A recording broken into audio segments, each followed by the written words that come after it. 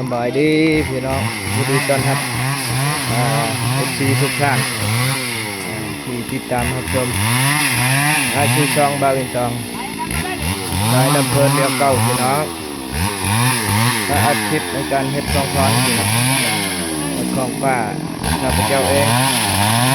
ก็ได้เสียชีวิตตั้งแต่เมื่อวันอาทิตย์พี่น้องแล้วมื้อนี้จะได้มาเรียนเพื่อนไปส่งเพื่อนทางสุดท้ายที่ช่วงสวรรค์บ้านภาพแล้วก็ลูกหลาน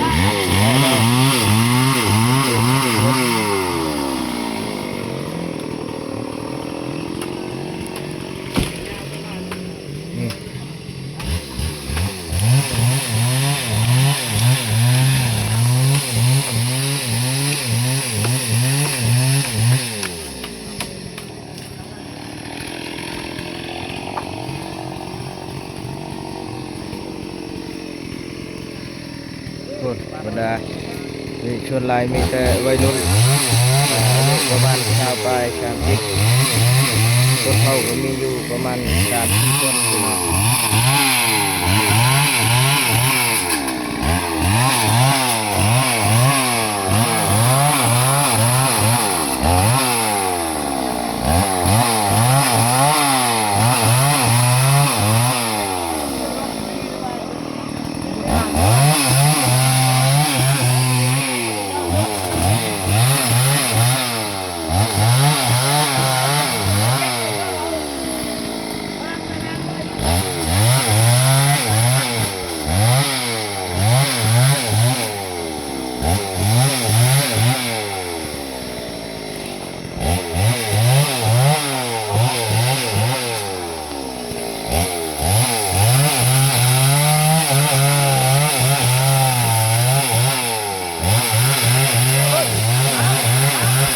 จัก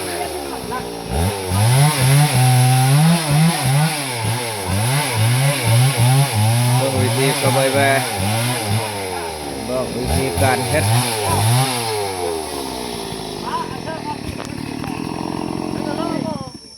อะไรไปความมาไหนกันมาห่างมาได้เยอะกว่าอะไรได้เยอะมันสูงแน่นอนบ้านมันถือมาเลยจะมาไม่ตายมันนี่โซ่ตามมันเรียนเลยนี่มันเชื่อมันยากมากเลยมันชัดจังว่าเนี่ยมันฮอตพี่ต้องตำพี่เลยแล้วจะต้องจะทิ่มไม่ตายจะได้1 ชั้น 2 ชั้น 3 ชั้น 7 ชั้นพี่น้องตามฮิตของบ้านเฮา7 ชั้นจึงจบแล้วจะใช้ยางมียางรถอยู่3 อย่างพี่น้อง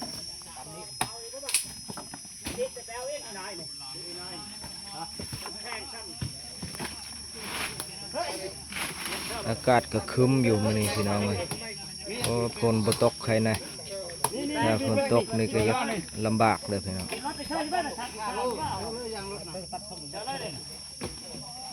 เร็วนี่ท่องเลยดิแพ็ค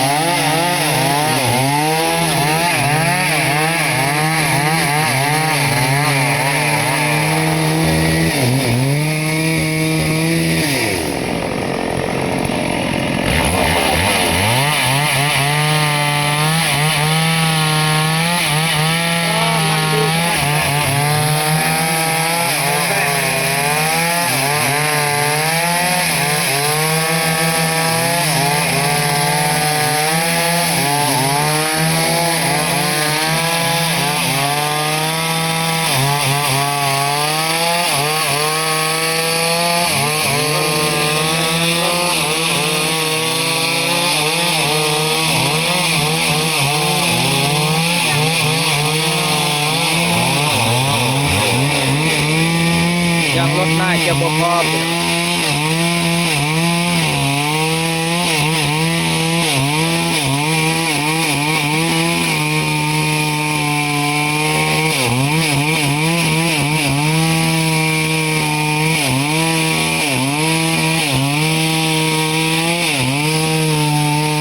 คลิปนี้ก็ประมาณนี้พี่น้องเด้อคลิปต่อไป